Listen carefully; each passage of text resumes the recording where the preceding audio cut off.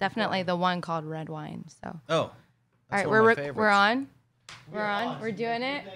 All right. So this is the first ever Drinking Stories podcast.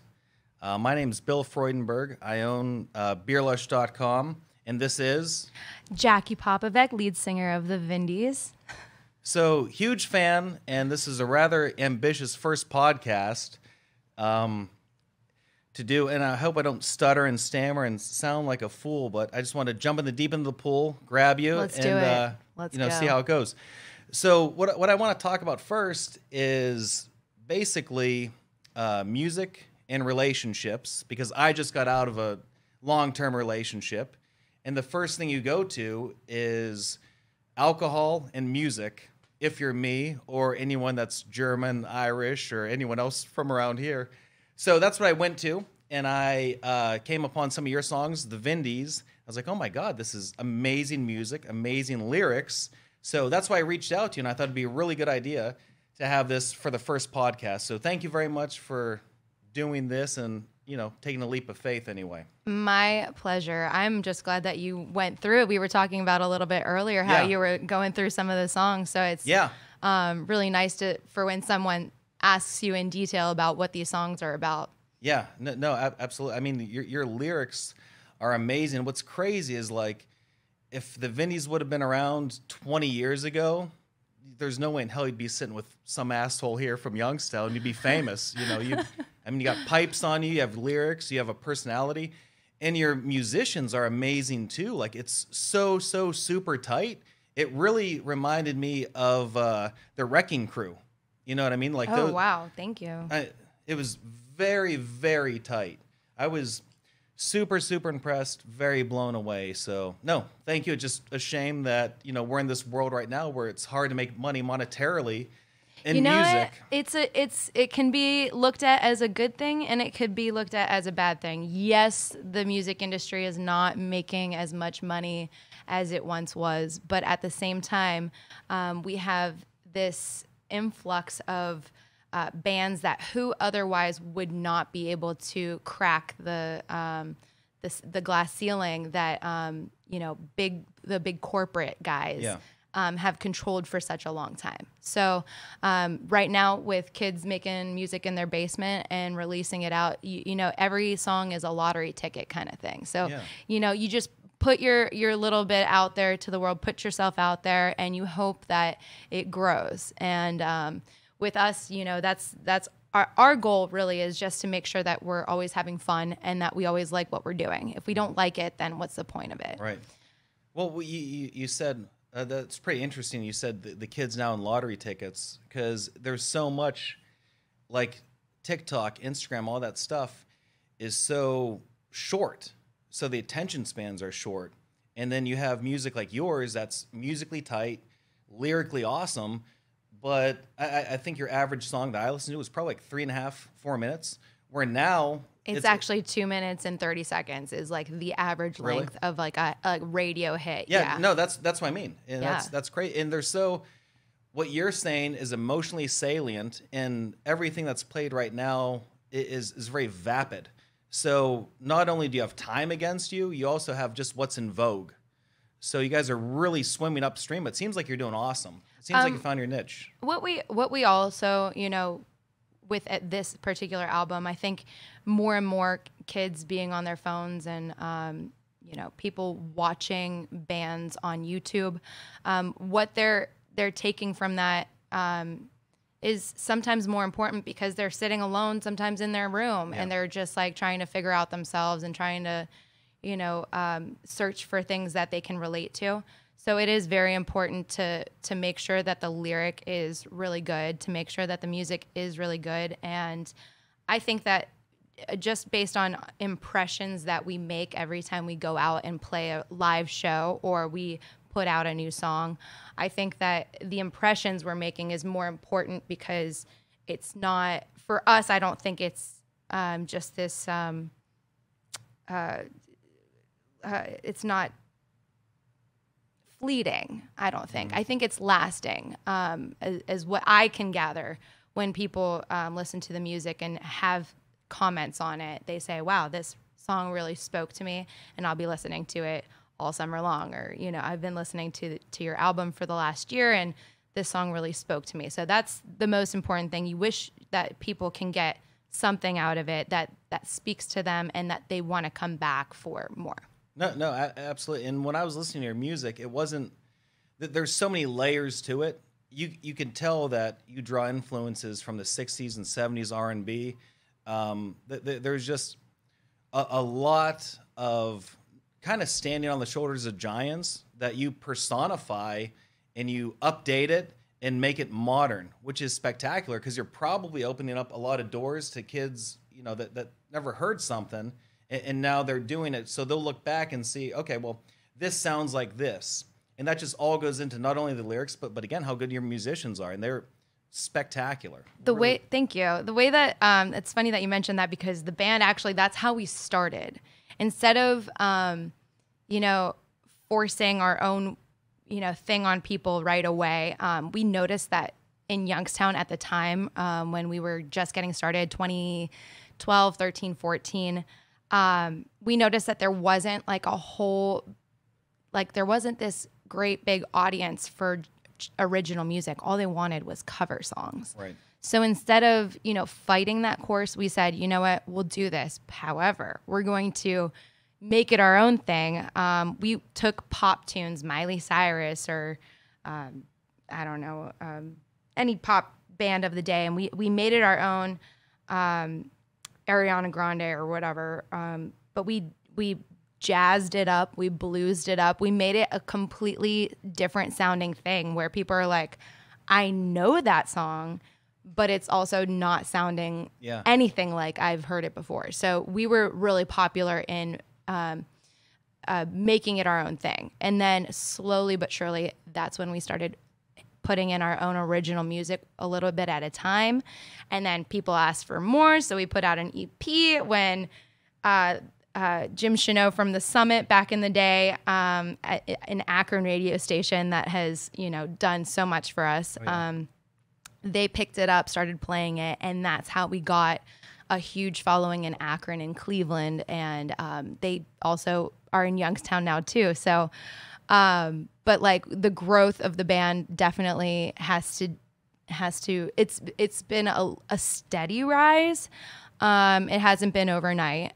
We've definitely put in the hours, 10,000 hours of work that, you know, goes into. I can remember the days that we played 3 or 4 hours a night, 2 to 3 times a week in the summertime. And now we're playing these great showcase shows where it's, you know, a power hour sort of thing. Yeah. So that's awesome. Yeah. So I'm really grateful to this community, to Northeast Ohio, for finally taking initiative and realizing how important that regional music is, local music is, and getting behind people. We just played the Youngstown Amphitheater for 1,100 people. Like, that was our biggest Vindys ticketed show, and I couldn't be prouder of this. Well, it's cool to get back to the Youngstown roots too, because there's so many great musicians and everything that have came here. It's really nice to have a representation for this generation too, and I think you guys are a hell of a representation.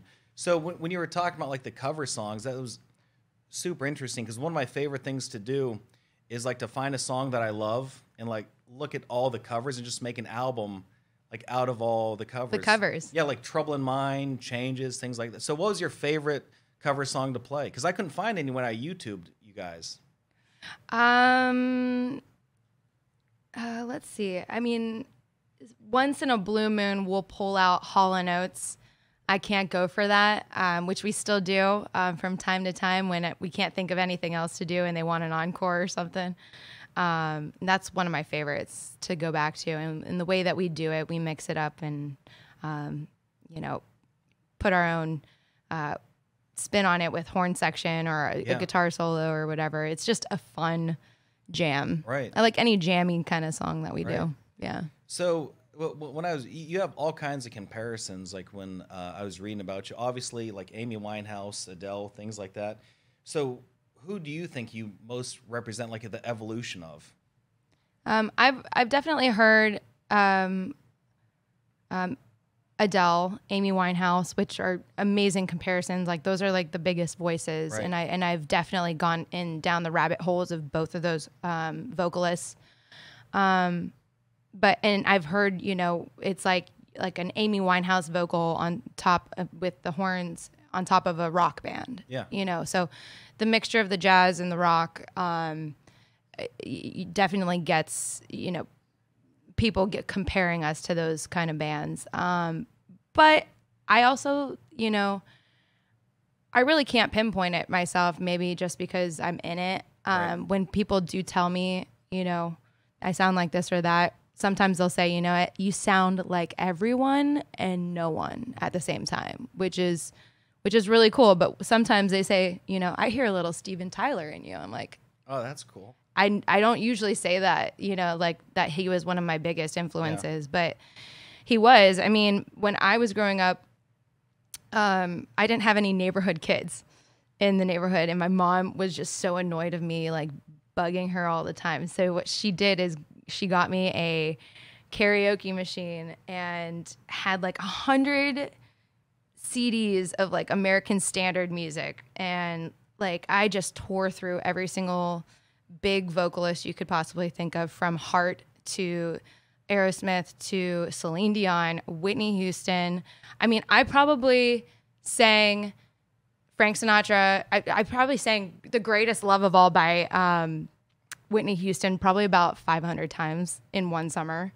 And it was just like... Who are you in front of? Like, what's it? It was my mother doing, like, we were in the basement and my mom's like doing doing laundry and stuff, and she's like ironing my dad's shirts, and she's like, yeah, you didn't hit that note right, you should do it again. So like, and I was so mad every time like I didn't get it, so I just do it again and again and again until I could like absolutely mimic and copy these great big voices. And That's awesome.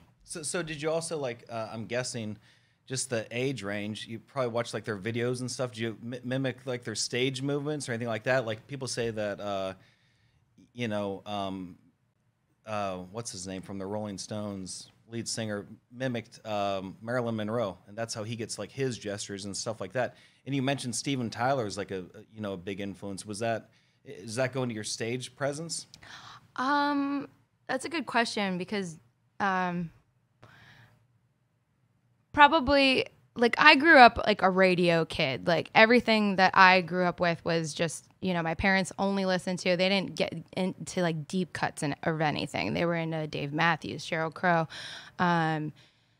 Queen, Supertramp, and my mother was into Selena. Like it was just like all this pop music, which is great because it really taught me melody. However, that was the only thing I was listening to on the radio. We watched VH1 every single day. So I all the music videos, you know, I watched everything. And the one that was very vivid in my mind is Peter Gabriel. And like that cartoonish, I can't remember what song that was, but where was I going with this? I was stage presence. Oh, yeah. So I grew up dancing almost like boarding school like hours after school, and my parents were like, as long as you keep up your grades you can keep dancing, and it was very expensive, and I did 12 to 14 hours a week, and I was just doing dance. I did jazz, I did ballet, I did hip hop, and I just loved it so much. But when my parents divorced when I was like 13, 14 years old, I had to quit because it got too expensive. Sure. And I totally understood. But that's when I picked up a guitar. And I didn't realize that like my love of dance was more related to my love of music and how I interpret the feeling of music. So like when I get up on stage now, people always talk about like the way that I move my body or my hands and like where does that come from? I swear to God, it's just me feeling it. It seems very tribal. It seems very organic and tribal, like almost like a campfire, like a coriated campfire. It's not. I mean, it's nothing that I don't think that I picked up from anyone, but maybe subconsciously. Yeah. But to me, honestly, I do truly feel it when I do stuff with my hands, this is not like a practice thing. It's just coming through me, which is kind of cool. Yeah. Yeah. You're just channeling it. Yeah. That is really, really cool. Yeah. Yeah, you mentioned Steven Tyler and Aerosmith, and that just I thought this was interesting because that's actually why I reached out to you, is because I was after this breakup, like I was thinking about that one song, "What It Takes to Let You Go" by Aerosmith, and there's that one lyric where it goes, there goes my girlfriend, there's another diamond ring, and all those late night promises, I guess they just don't mean a thing. And I can remember being like 12 years old and listening to that and thinking, you know what? That's so damn cool. I can't wait till I'm an adult and I can relate to that. And then the day you relate to that is the morning you don't want to wake up. Like, it's just like, I mean, like the saddest did day you of your life. speak this into a fruition when you were 12 years old? I believe so. I made it a reality. Wow. So wow. Maybe I can speak other things into fruition. No, yeah. This is going to be a Let's get a Grammy. podcast. Like, yeah, just say exactly. the Vindys get a Grammy next year. It'd be great. So, going back to your new album, Bugs, I loved it. I thought it was so super cool. It was like a Quentin Tarantino movie, though, to me. Like, I'm a huge fan of just hitting play and taking the ride and listening to everything. Yeah. So, your first song, Judas, is basically, to me, like what resonated was it was like a breakup song. And it was like the end, the end of something. Like Judas Kiss, it's like the end. And then it goes into other songs, which are love songs, like the one that you have where it talks about immediately meeting somebody and just diving in and jumping in. Like, that's spectacular. And then it goes to the middle of a relationship, and then you're back to being done. But then in between, there's some crazy shit that happens. Like, there's in between where it seems like a lot of ruckus. It's not the first time someone has told me that I am everywhere as far as my songwriting. So that's totally cool. No, with this album, of course, you know, the Vindys we put out our first album, the LP, Keep Going, in 2017. So when we wanted to put out this next album, it was 2020. We had recorded it in January, and we decided that we were going to put it off until 2021. So during this time, I'm putting singles out there. I'm, doing other projects.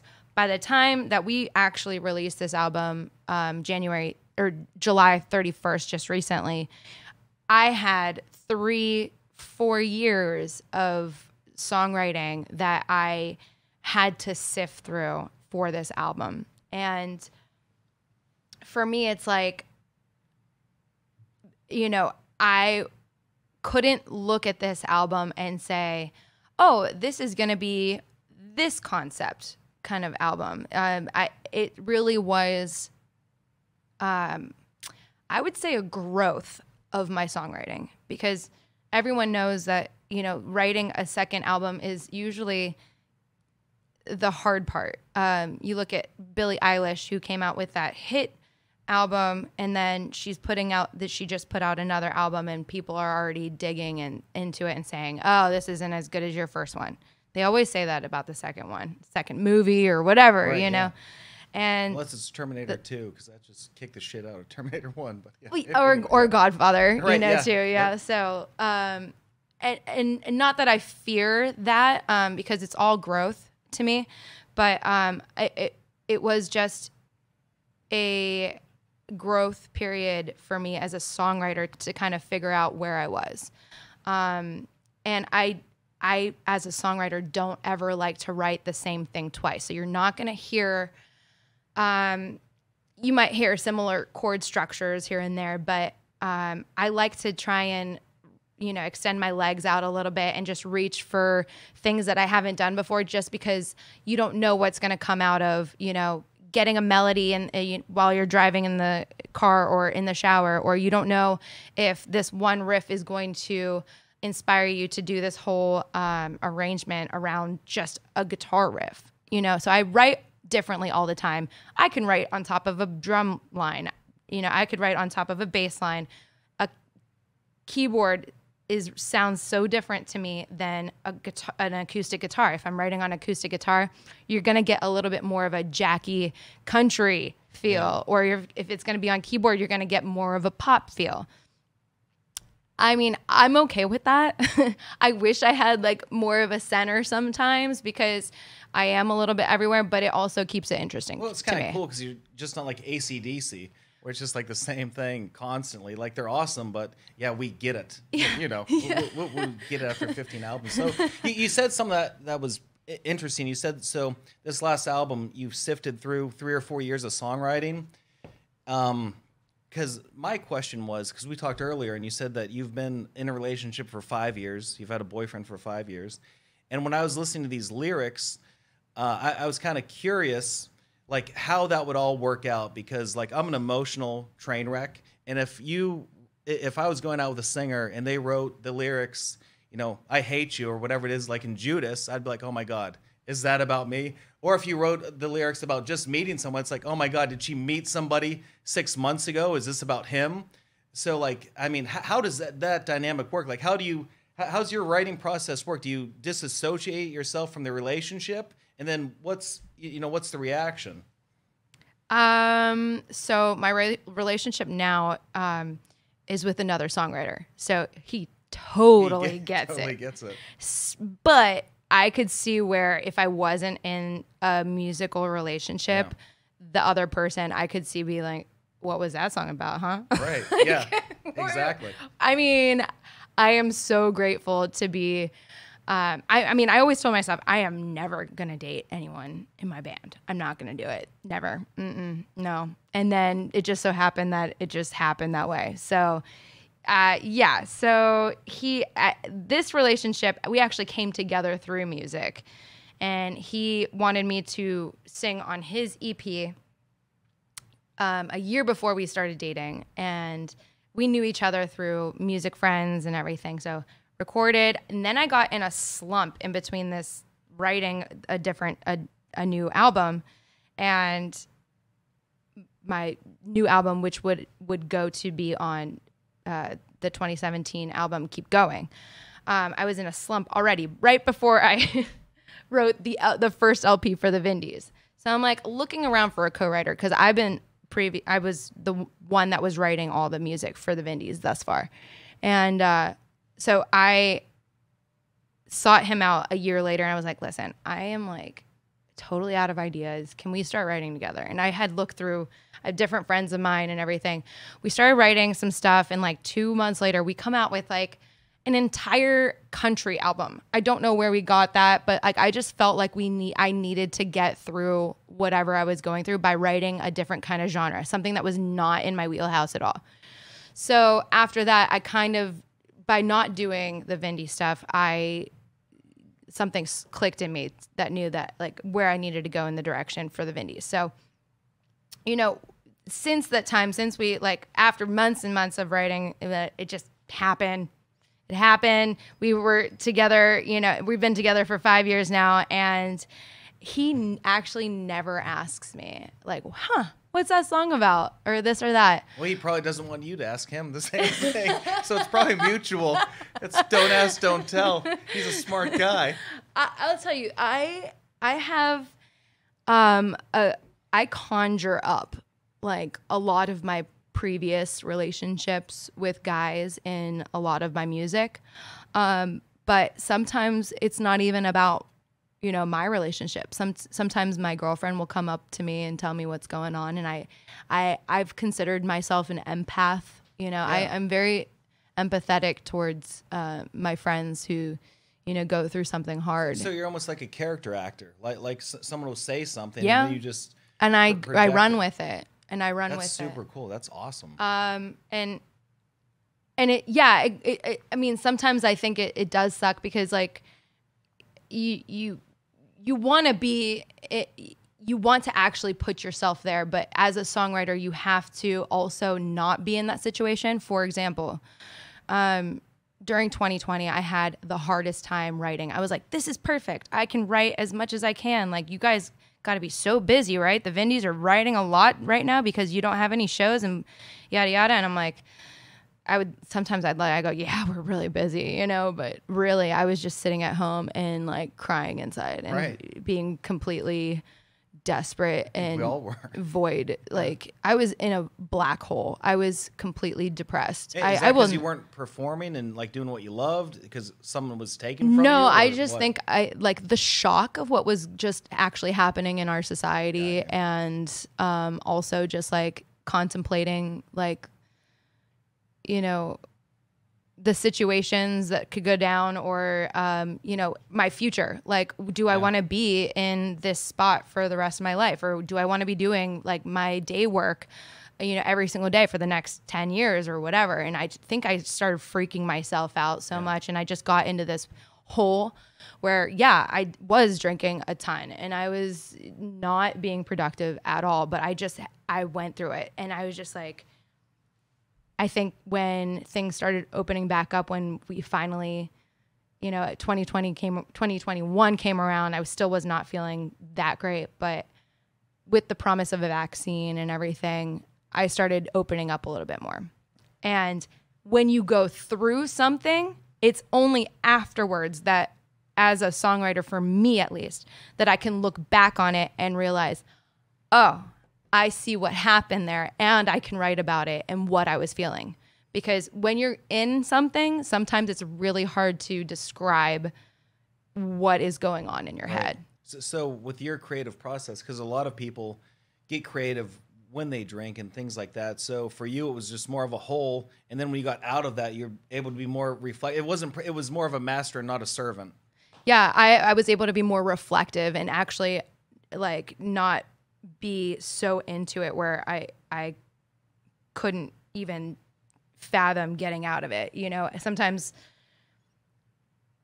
as a writer, it's hard to like be in it, write something about it, or you do, you know, but for me, I prefer to be out of the hole, looking down in it and saying, oh, I see what went on there. And was that my fault, or was it their fault? Or, you know, what actually happened mentally for you there? Like, that's how I prefer to look back on things and write about them after the fact. Yeah, that's one thing about your lyrics is they're just, I mean, they are profound. And I don't mean to sound like campy or anything, but I think they're very relatable. They're excellent. So one question that I've always kind of wondered is, like, when you look at the most popular bands in history and the most popular songs in history, usually the most popular songs that in the top 40, if you put in top 1,000 songs ever, those songs were written when people were in their 20s. And what's so crazy is, like, no one listens to people in their 20s, but the same people in their 50s will listen to music written by people in their 20s. And I think we don't really respect a lot of, because there's so much going on. You know, you have so much hope. You have so much, there's just a lot going on in your 20s. And I think by the time you hit like your 50s and things like that, you forget, because that's our country's ran by a bunch of, you know, 65-year-olds and 7-year-olds, but they're all listening to music that was written by 20-year-olds, but then they don't give a shit about their opinion. So I was just kind of curious about your opinion of that, and like, why do you think that there's so many great songs written by people in their 20s? I think that's a really great point. I think that as you get older and you start making the decisions that create a very specific path in your life, and you realize what the rest of your the first half of your life compared to the last half, you start making these decisions, and little by little you see your window of what your life is going to look like in 20 years as you get older. When you're, you know, 10, 15, 20 years old, you're still making all these wrong moves and decisions until you... Or 40. Yeah, or 40. But to your point, you know, why are we listening to, you know, writers that have written, I think, masterpieces when they're in their 20s, and I honestly think that because they don't. I think that younger people feel more and they're more emotional, and they follow their heart more than they do when they're 40, 50, 60 years old. Well, just like one of your lyrics too, they don't have their walls up. So I think they haven't been jaded as much and scarred as much, so they just put it out there. So You're that's, like, that's we're probably young. another good thing. Yeah. It's okay. We can start over. You Just know? like when you're a kid and you ride your bike and you scrape your knee. It's no big deal when you're 5, but when you're 55, you're fucked. Yeah. Yeah, Your absolutely. knee's done. For sure. Yeah. So that's a really good point. So back to your album Bugs. Was there, so those songs were all just an amalgamation? Were they planned? What was So it was just 3 to 4 years of like your cream of the crop, or did you want a theme? Because I got a theme from it, but then again, just like anything else, when you're listening to something, your mind like you project like what you want. You know what I mean? So I got a theme listening to it, but I don't know if that was your intention. I think there was definitely a through line, and I only realized this after the fact. And the fact was that, you know, the album's called Bugs. What does that mean? For me, symbolically as a songwriter, I am the kind of person that I write something because I'm bothered by it or it bugs me, right. You know, or, you know, and I have to let it go. So once I write it, it's gone. Like for me, I'm like, I don't have to like, it's already memorialized in this song. Like I'm good to let it go. It's kind of like, yeah, it's a therapy for me. Literally, I actually had a bee infestation in my house. That was like, yeah, it was horrible. Thousands of yellow jackets were about to like come down on my bed, and it was awful. So, but yeah, so that's why the album is called Bugs, and I do think that a little bit of that has transferred into every single song that I have written for the album, and that's why I was nervous for the title of the album, but also not at the same time just like thinking that, you know what, it's okay because this is my process, and I'm telling you my process in the title of the album. Right. So you can hear different moods of myself, but it's always about something that I need to get off of my chest. Always something I have to get, you know, let go or, you know, get off my chest. Yeah. So yeah, I guess So when I heard the song Bugs, that's on the album, I thought it was about addiction.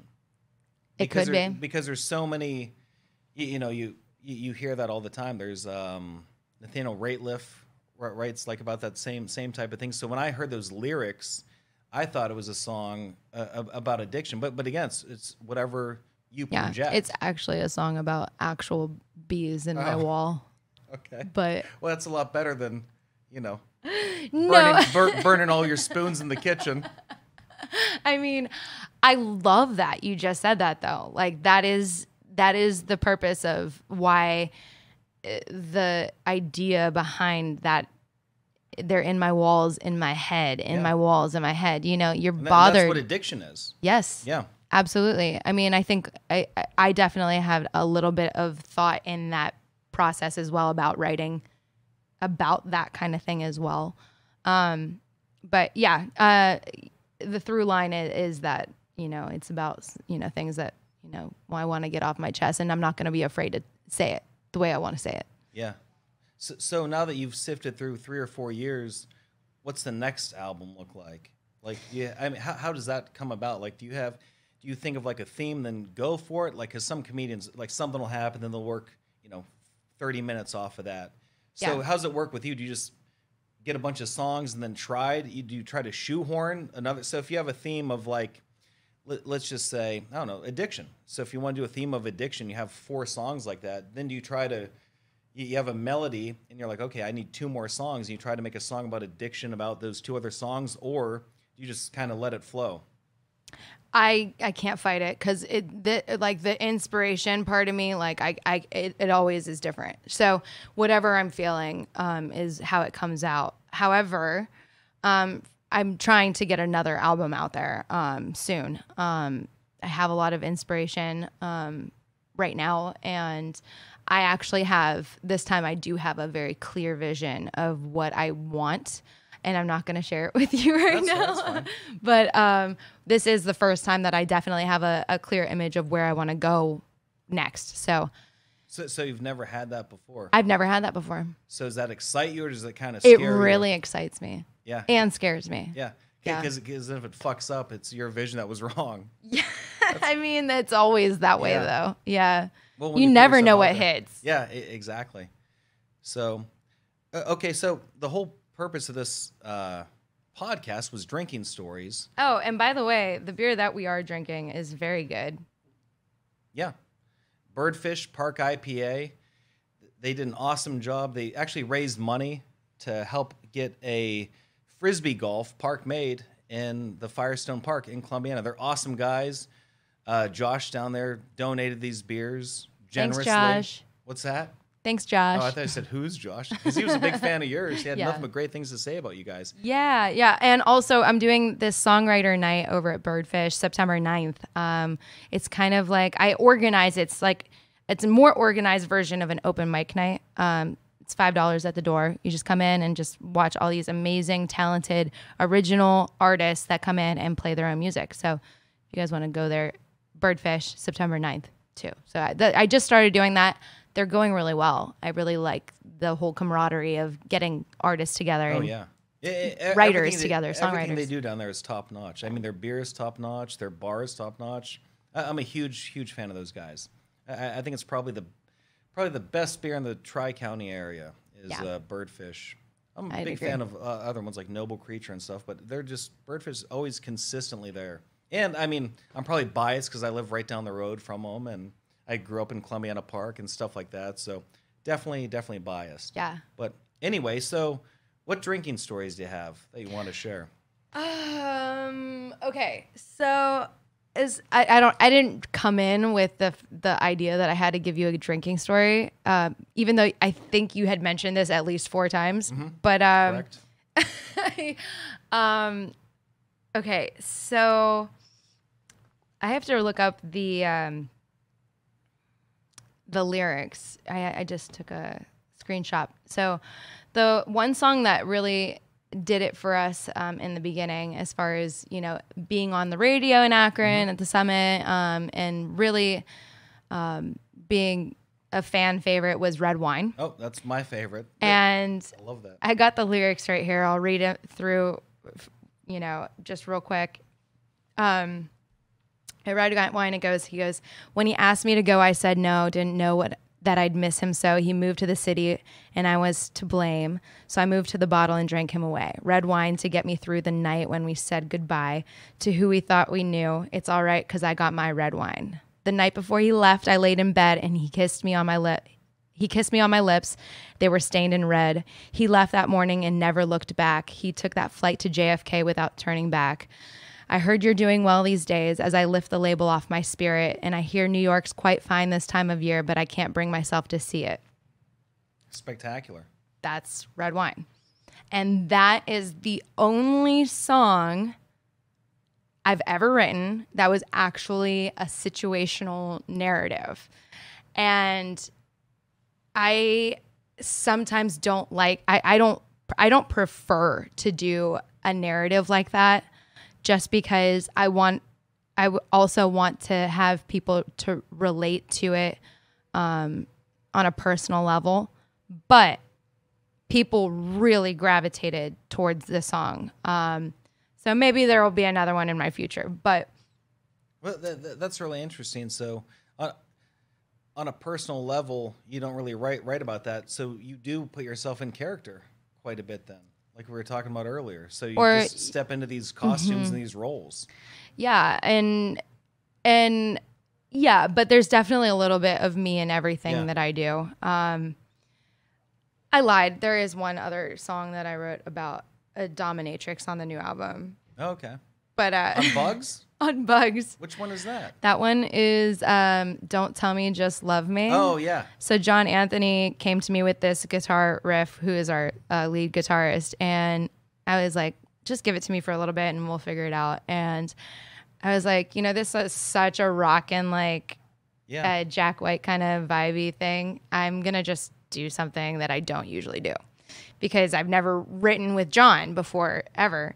And he just gave me the song, and I was like, I'm going to put this story to it. So I met this dominatrix down in New Orleans who gave me her fan. It was like 110 degrees down there.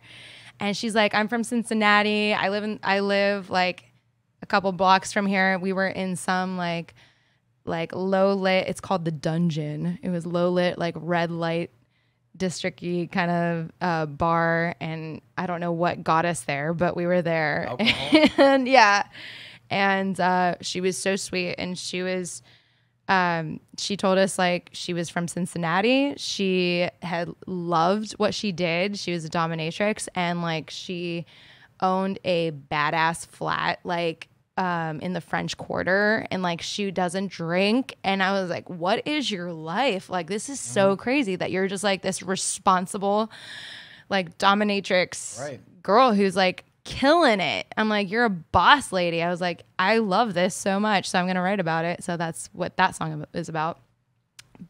But Red Wine is from Keep Going, and that song is about my boyfriend who we broke up when I was at school for music production in Daytona State College down in Florida, and he was moving to New York City, and he invited me, and I said no because I, had family obligations back at home, and I was so heartbroken. Like, this is the love of my life, and I was so heartbroken that I said no, that I even said no and walked away from it. And when I got home, I immediately regretted it, and it just stuck with me. Like, you don't realize how painful things are until after the fact. Like, when you rip the Band-Aid off, sometimes it's like, still pussing or whatever. How old were you at that point? I was 22, 23 years old. Okay. So then there it's even more exaggerated because that your emotions are crazy at 23 years old. Yeah. And you would think that like, I have never been the person that has been lovey-dovey. I have never been the person that wants to like, this is my boyfriend. This is, like everybody look at, our relationship and put, selfies on every meal. Yeah. Look I what don't Boo like just that. bought me. Right. I've just never been that person. And also every guy that I meet, I'm like, get away from me. I'm like, when this guy came into my life, he like made me love him. And like, it just like crushed me. Even when I said no, it crushed me that like I did that, and I just like, look back on it. And I still like, every time I hear that song, I'm like, that was about him. And I actually messaged him because he's a good friend he's a friend of mine now, and I've moved on. But I showed him when I wrote that song. He goes, "That's a freaking badass song." It is. He said frickin'? Yeah. Maybe that's why you guys aren't together, because he didn't say fucking. He was, but like, I think it's just like, he was in the music industry too. He was a sound guy, and yeah, so he went on and he did some cool things, but like people in the music industry look at like art differently. I would say even, artists, it doesn't have to be just music. It could be just, you're a visual artist or a journalist or, video or whatever you do. It's just like you kind of have to put the business side and the creative side and put that into perspective because, at least for me, that's how I look at it. Yeah. I mean, that makes total sense, especially when you're so close to the situation. You look at it differently. You know what I mean? If just like you said, a painter's going to look at a painting more critical than just a novice who can't paint. And you probably look at lyrics and like, what's that bullshit? You know what I mean? They're just phoning it in. So, like, I kind of think like Garth Brooks is obviously like super famous, great musician, great performer, but I'm not a huge fan of him because I don't believe him. Like Garth Brooks is like 2 + 2 = 4, just like a comedian that figures out a formula. He's like, okay, set up, punchline, then laugh. Yeah. I think Garth Brooks is kind of bullshit because he's just figured out the formula and went with it. Where if you play me some by Waylon Jennings that Chris Christopherson wrote, my hair will stand up and I'll cry. But Garth Brooks, just phones it in. I mean, doesn't phone it in, but he just figured out a formula and he plays to his bass. I don't think his heart's in it. I've never believed anything Garth Brooks ever sang. That is, you could say that about many artists. Oh, You yeah. know, they figure out the formula and they're good because that's going to be paying their bills at the end of the month. You know, like, yeah, I just think that if I don't believe it, my audience is not going to believe it. Yeah. You know, and sometimes I even feel like, oh, you know, like I didn't do this show that great tonight, but I don't tell anybody that because I mean, I try as hard as I can to put myself out there, but sometimes you're just not feeling it, but you don't let other people know that because I can't stand when people put themselves down after a show because you don't know what you made someone else feel out there. Like that could have been like their favorite concert or their best night, like with their friends that they had out. And like, and then if you go ahead and say like, yeah, that was the shittiest time that like on stage, I wasn't doing good with the sound. Like I couldn't hear or my voice or this or that. You just never know. So you don't put that out there No, you're 1,000% correct. That's a very stoic philosophy. That's what Marcus Aurelius said. He said, don't complain ever, not even to yourself. No. You know, it just perpetuates you it. do the best that you can under the circumstances you have, and then you just let it go. Like after that, do not blame yourself. Don't blame other people.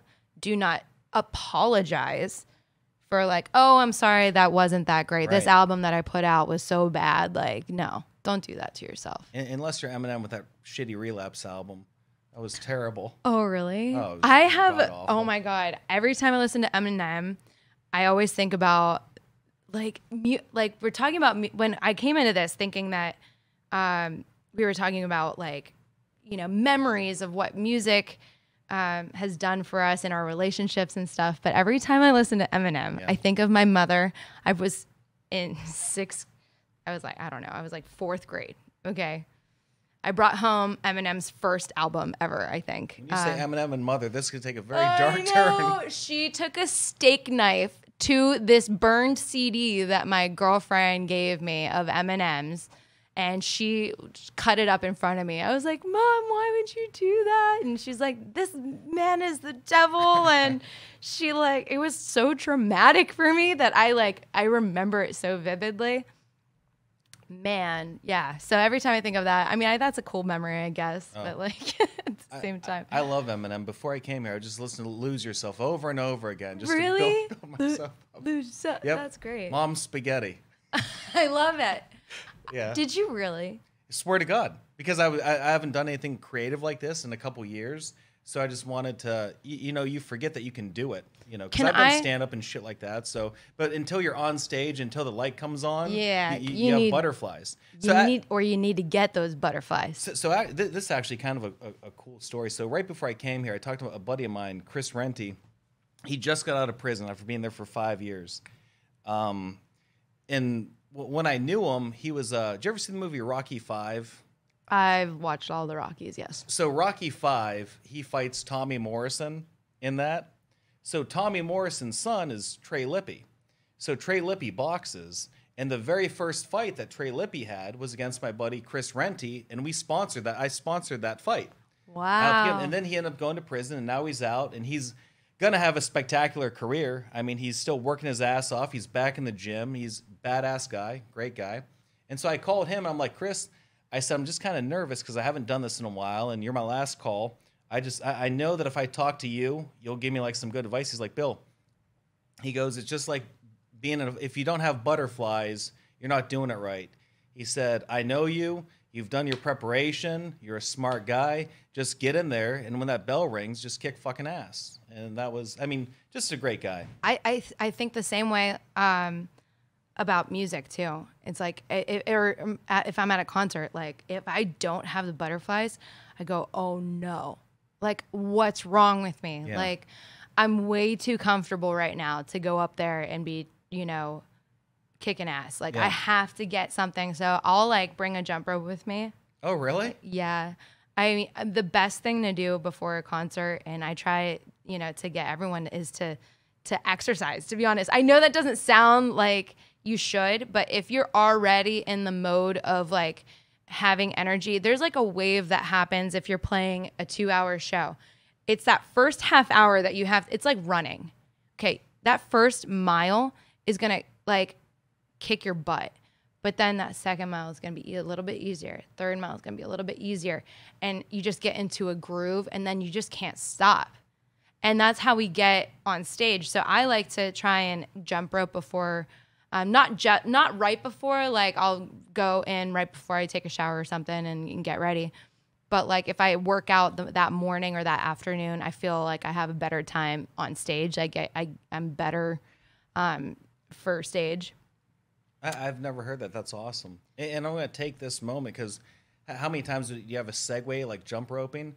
So interesting fact about me is I was the 1992 YMCA Double Dutch champion. No, you were Yes, not. I was. Co-ed too. I'm so good at jump rope. We now have to have a competition. I will destroy you. Even though I haven't done it in several years, they called me Willie Fast Feet. Stop it. They did not call me that, but I did win.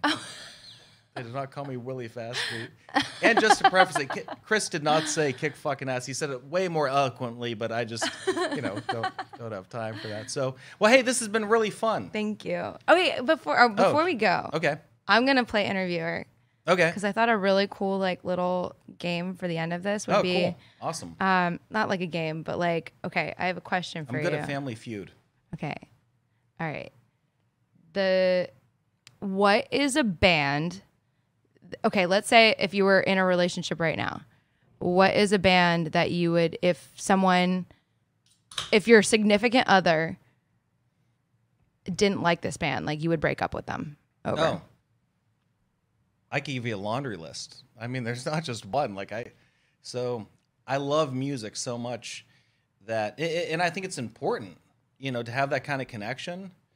Like we were talking about that on the way here. Like, I think the goal, well, I mean, it's different for different people, but like at this point in my life, I want to move forward with someone who's going to be my best friend and have memories. So for me, music is super attached with memories. So if somebody did not like, I mean, I'll do broad strokes with a paintbrush here. Johnny Cash is kind of a non-negotiable. I mean, if you don't like Johnny Cash, you're just like a pure asshole. That's like someone who doesn't like dogs, because Johnny Cash has something for everybody. Even if you don't like country, his older stuff with Rick Rubin is fucking amazing.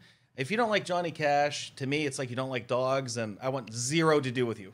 Zero. Okay. So Johnny Cash would be one. Tom Waits would probably be another. I'm a huge Tom Waits fan. Okay. Because when you listen to like his lyrics and how he's influenced people, such a great songwriter. Spectacular. I mean, yeah. Norah Jones and Willie Nelson is another one. Love Willie Nelson. Willie Nelson, yeah. Jerry Lee Lewis. Jerry Lee Lewis had so many spectacular songs, and he was. You can't say underrated because obviously like he was super popular, but when you listen to Last Man Standing, that's one of the greatest albums that's came out in the last 15 years, and everyone collaborated on it, but no one talks about it. Like Last Man Standing, Jerry Lee Lewis is absolutely spectacular. And then from there, I love Metallica, but if you don't get Metallica, like I get it, but that's not a non-negotiable. But I'd say my non-negotiables would probably have to be like Tom Waits, Jerry Lee Lewis. I'm a big Chris Christopherson fan. Blaze Foley so good. Is probably another one. Blaze Foley, a lot of people have never heard of him, but every time I play his music, people just fall in love. Do you know him at all? I'm writing it down right now. No, I don't. Blaze? Well, wait till you hear this Blaze story. Foley. Yeah. Okay. He's spectacular. He was murdered, and he never got to be famous, but Merle Haggard recorded his songs, and Gurf Morlix is good friends of his. I don't know if you ever heard of Gurf. He's spectacular. He played with Lucinda Williams. Okay. So Lucinda Williams, that song Drunken Angel, is about Blaze Foley. Oh, wow. Okay. Yeah. So I'll look up Blaze Foley. Absolutely love him. Yep. I mean, that was a great list of people, obviously, but I would say like my band would be, if someone just like, I was gonna say the Vindys also. You didn't let me finish. I took a drink of beer, and then I was gonna say the Vindys. If they don't like the Vindys, fuck them.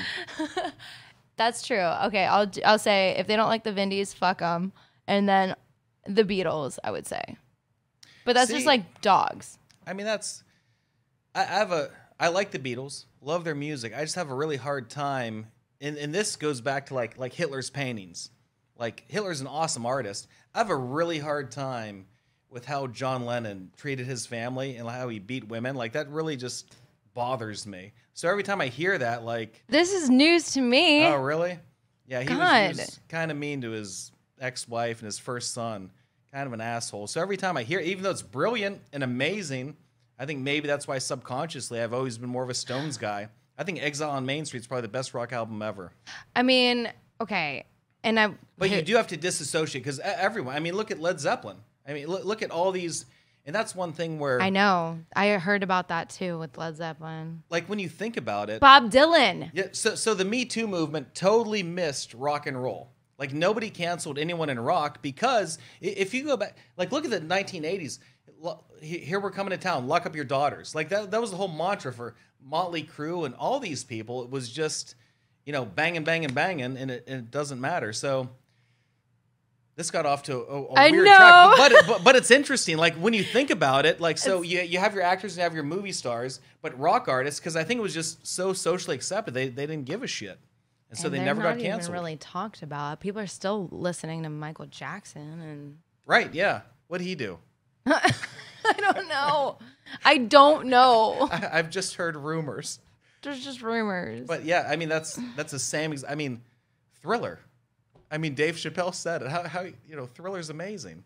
You can't get paid. But I think that's because you have an emotional connection with music. You have to disassociate sometimes, and I think about this too. Like sometimes I'm like, I love this artist so much that I would never ever ever want to meet them because they seem like douchebags. Right. Like you don't want to meet them. Like that will ruin everything. Like don't put them on a documentary. I don't want to see their videos of them talking in interviews. I just want to hear the music and that's it. But I think it goes back to like attention spans and snippets and things like that and how emotionally salient music is.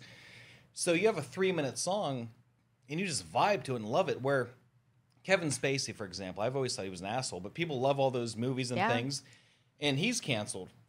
So I'm not going to, I don't have to watch Usual Suspects. It's a great movie, but I don't have to watch it. But I do love the Beatles. I do love Michael Jackson. And when they came on, I turn the radio up. But it's in the back of your mind. But I just think you have such an emotional connection. And I think it goes back to... Some people can't. Like, there's a line for people, and that's it. You want to hear something funny? So you heard what happened with CeeLo, right? So CeeLo supposedly like drugged a woman and things like that. Yeah. Yeah, I heard about this. So then, like I've always thought about this, but I never wrote it down or anything. I thought this was like a funny thought. So you know his song Crazy? Yeah. It's a great song. Yeah. But when you listen to the lyrics, like if you put somebody who had like a super deep voice and just was reading that as an actor, and you read those lyrics, I think, you'd be like, oh my God, what's this fucking guy doing? I gotta look up the lyrics now. Look up the lyrics real quick and then say them in like a deep voice. Say it in a creepy deep voice. Hold on. I'm gonna do it right now. I remember when I lost my mind. There was something so pleasant about that place. Even your emotions have an echo in so much space. I just hear the music in my head. And I hope you are having the time of your life. But think twice. You know what? This is my mistake. I don't mean crazy. I mean fuck you. His song "Fuck You." So that was totally my fault. Isn't that? I was gonna say, what is so crazy about that? Absolutely nothing. Because when you were saying, I'm like, you know what? What the hell was I thinking?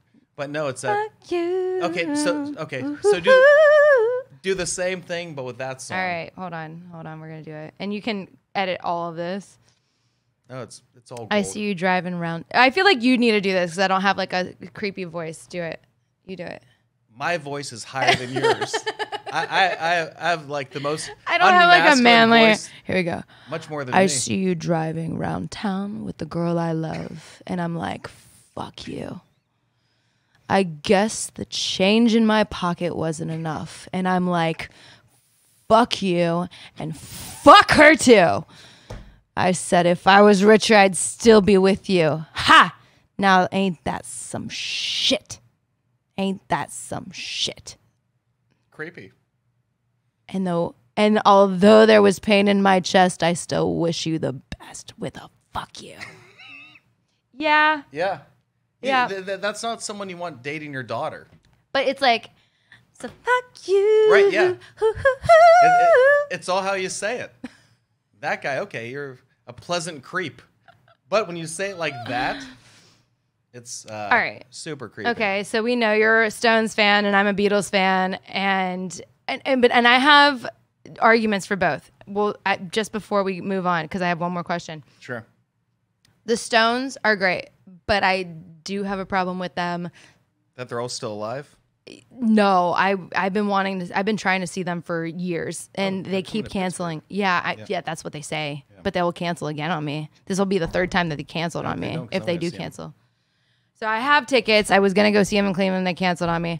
They were at Jazz Fest 2 years ago. They canceled on me again because he had heart issues and he had to do surgery. So like I've been trying to see them forever. I am a big Stones fan. Okay, but who is the one that revolutionized music? I think it was the Beatles. Like, they were completely original to me. The Stones took American music and made it their own. Yeah, I love that. But like, I like them for two different reasons. Who are the cool kids? Rolling Stones. Who are the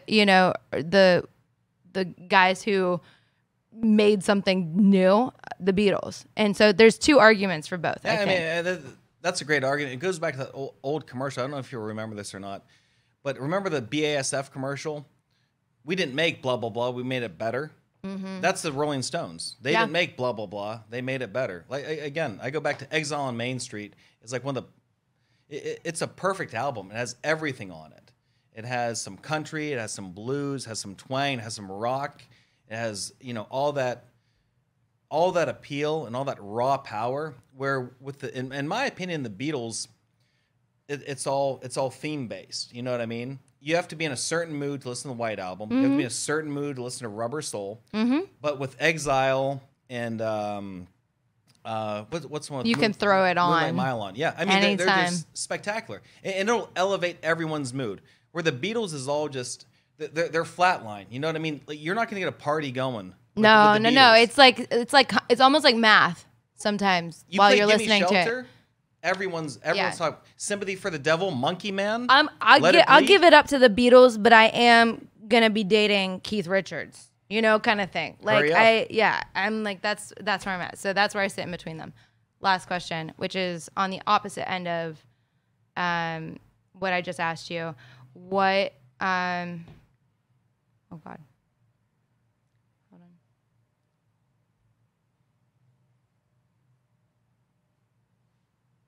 Oh, I was going to say, okay, so I just asked what is the band that you would break up with someone over? I wouldn't even go out with them if they didn't like those. Right. Now, so you mentioned if they didn't like Johnny Cash, you'd be done. But if they liked this particular band... Mm-hmm. You would break up with them. Okay. So this is the opposite. So name someone who if your girlfriend was like, I am obsessed with this band, and you have to like them too, you'd be like, I can't. Anything polka? Like if they were obsessed with polka. But if that's all they played? No. Yeah. Okay, you're talking about a full genre. I'm talking about like okay. Let's talk about I don't know any polka bands. That's why. Okay. But yeah, if they just constantly played polka. Like, do you know anybody that likes polka? Who's like jamming a polka in their truck or like in their car? My grandmother's amazingly irritated. I'd never date her. Well, you don't have to worry about unless you're, dating your grandmother's friends. All right, so let's see. No, they've all turned me down. I think I'm charming, but they just maybe it's because I don't like polka. My feet just can't stop tapping to it. I'd lose all kinds of weight. Yeah, Fast Feet Willie looks super AIDS if all he was doing was like listening to polka. So, oh my God, that's a good question. All right, for me, okay. I just watched this movie last night. I don't know if you have HBO, but look it up. Not to brag, but I do, and Stars and Showtime. So Woodstock '99. I've seen that. Okay, I would say especially after watching this movie, but also before and after, Limp Bizkit. Really? Like if someone really like was into Limp Bizkit, I'd say no. Because that's kind of a canned answer. Like he was so hated. He had some great songs though. Like I don't know anyone who was super into him, but he did get a lot of shit. Like the Blue Eyes song he did was good. The one with Method Man he did was good. Okay. They're not terrible at all. But there's he something. He got a lot of shit. There is something about like the bro fest that Woodstock '99. But that's an era. That's an era you don't like, not a band. Yeah, but were they popular in any other era? It's not like they transcended that time. They were like in that pocket there, and they never did anything else after that. No, I mean that's fair enough, but I mean it's not their fault that they were bro culture. You know what I mean? That was just so he had. I don't think that I won't blame the riots that happened on them, maybe, but I will like say that I would not date anyone that was a part of that. But when you say so how into them are they? Like they listen to them constantly? Or like what's the criteria? If someone was like, that is my band, that's the only band I listen to, like that would be a problem to me. Like that's who I run to. That's who I work out to. Like if they're like freaking doing, leg presses with Limp Bizkit, I'm sorry. No. That's not my guy. I'm not there. So you're not a Yankees fan then? What does that mean? Because he always had that stupid redheaded cap. Oh, that Yankees. Does. I mean, he was. The Yankees are much more popular than Limp Bizkit. 311. 311. Super irritating. Like, okay. All right. I just don't get it. I don't like all this stupid alien shit. I don't like all their weirdo fans with other drug references constantly. We get it. You like marijuana and then you like ecstasy. We get it. That's so you don't like Sublime? I love Sublime. What? Sublime's one of my favorite bands. Okay. Do they not? Vibe. No. They don't talk about marijuana? They talk about marijuana. Marijuana's not the thing, but that's a whole culture with 311 fans is marijuana and ecstasy, where Sublime can talk about it, although everyone talks about it. Stones, everybody. Sublime is spectacular. That reggae vibe, I don't think anyone's ever done that fusion better than Sublime at all. Especially their earlier albums and their acoustic album. They're amazingly Those underrated. lyrics are amazing. Yeah.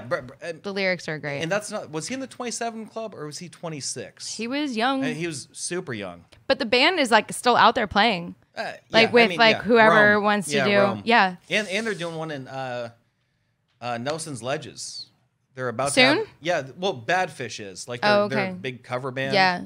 And that'll be a bunch of 311 fans just going there, smoking their drugs and doing their ecstasies.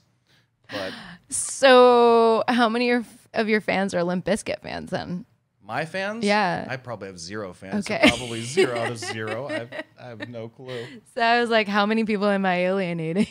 Yeah, I mean, you were defending them for a little bit. Well, I grew up in that era. Well, yeah, I wore Jankos, not super wide Jankos, but I had nice. Let Jankos. me tell you about this movie, this Woodstock '99. Did you hear about what happened there? I lived it. You were there, or you heard on MTV and stuff? I don't want to brag, but not only do I have HBO and Showtime and Stars, but I also subscribe to the Rolling Stones. Okay, so you're Eclectic. up on it. You're right. Well, I had no idea, because at that time I was 99. I was 8 years old. Okay, so the people that I had looked up to, and I get this like culture vibe that was going on in '99, which was the teenagers of the time were really angsty and upset that music was going into this world of like pop singers and boy bands, and they were taking over the corporate world while actual rock and roll was being left on the wayside with MTV. Right. Like they were upset that MTV took away their music. You know, I get that, and I see where like it's like MTV went and gave music to their the teenager's little sister. You know, 1000%. because then I started watching MTV when I was like 12, 13, 14 I years was old. 18 in 99, so I remember it vividly. Like I was right there at your peak MTV age. This is the time of Spring Breakers. This is the time where Girls Gone Wild. This is the time of like Daytona Beach was still a thing then, you know. And those like, are all things like you mentioned Girls Gone Wild. My God, those were infomercials that were on like regular cable. Yeah, they and were. Now, I mean, you would never see that now. well, I mean, you shouldn't. I mean, that was kind of pervy and creepy, but it's just like weird how much stuff. That, I know. it's This just is the different time. I mean, Bill Clinton got in trouble with the impeachment at this time. This is like the this is ish. You know, it's like this was like a very misogynistic kind of time. Yeah. You know. Totally. So, but it seemed like everyone was cool with it. Like there wasn't like a pushback, and they also had they had fans. Did you know that dozens and dozens of women got raped at Woodstock '99? Oh yeah, I mean, people, the girls were topless all over the board. I mean, it was so dirty and so unorganized. You would think that it would be more organized than it was, but you know, I get that, like, they should have never had a Woodstock 99. They didn't have a purpose for doing that. It's 60. Money. The Woodstock, exactly, that's what it was. Woodstock 69 was about love and peace and being against the Vietnam War. And this one, they were just doing it for nostalgic purposes. These kids don't even know who the Doors were or who Janis Joplin was. Yeah. So, like, they were just doing it out of their own nostalgic weirdness and just money and greed that they, you know, charged $4 or $5 for water and stuff. Yeah, exactly. It was mind blowing. I recommend everybody to go see that movie because it was crazy. It's on HBO. But I don't know where we're going with this, but this was fun. It was a cool conversation though. Yeah. But it is, I mean, that was your, that was kind of your, it's funny because that's your generation. Yeah, like you were the kids that I looked up to, and I was like, "What are they doing?" So basically, you're saying that I helped create the Vindys. There you go. In a way, I can remember. So in 2000, I was running around with this girl that worked at Ticketmaster, because back then you just had flip phones and everything. There was no real internet. Call Ticketmaster? No, you couldn't because there was no like thing. So you had to wait in line to get tickets. And Giant Eagle at Oasis and like and Giant Eagle and everything like that. Yeah. So I was running around with this girl who worked there. So she had a line in on to get tickets, and MTV had these things called $2 concerts at the Rock and Roll Hall of Fame. So for only $2, you can see different bands. They sold out like immediately, obviously, because it's only $2 and you go to Cleveland and see these awesome bands. So I saw a couple there. I saw Limp Bizkit. I'm not Limp Bizkit. Sorry, that was on my mind. Linkin Park. Linkin Park. Okay. Yep. So this is a quasi funny story. So we go in there and we drive up there with roadies and everything. So we're all tanked, and we get in there. It's taking Linkin Park forever to get on the stage. You're gonna keep saying Limp Bizkit. I am, because you got that in my mind. So it's taking them forever to get on stage, and so I light up a cigarette because that's it's 2000, it's 20 years ago. Like everyone's smoking, and then so one of the roadies gets on stage. Is like, Linkin Park isn't coming out until the assholes smoking cigarettes put them out. So I got to smoke. Was this outside? No, it was inside. Oh, okay. It was inside. I mean, I guess we weren't supposed to. Okay. And then I ended up getting thrown out because some girl got on top of my shoulders, and the security just threw us out after that. But this was even 20 years ago?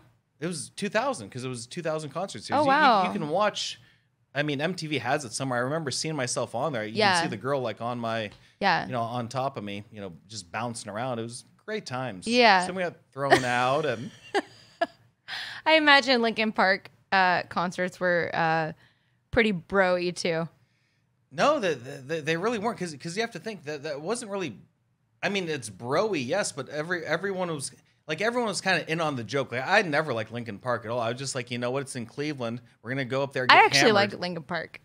I don't know. I just don't. Their fusion. I think Limp Bizkit did it better. Okay. Like, fusion wise. All right. Now I'm gonna have to figure this out. Limp Bizkit or Linkin Park. Who do you have to choose from? I mean, I don't know. I'm just not a Linkin Park guy. Become so numb. Just just the angst in that, and like you could feel the teenage angst, and I can, when you sang that lyric, I can smell him. Like I know exactly what he smells like. He smells like really weird sweat and Aspen cologne back then. Interesting. Yep, that's what it was. And Okay. He's wearing these Jinko jeans. In case anyone was wondering out there what Linkin Park smells like. I promise you. That's what it was. I love this conversation. Can we do this again? Oh, I'd love to. Well, hey, thank you very much. It was awesome. Thanks, Bill. Thank you. All right. Ta-da! What'd you think? Brilliant. He was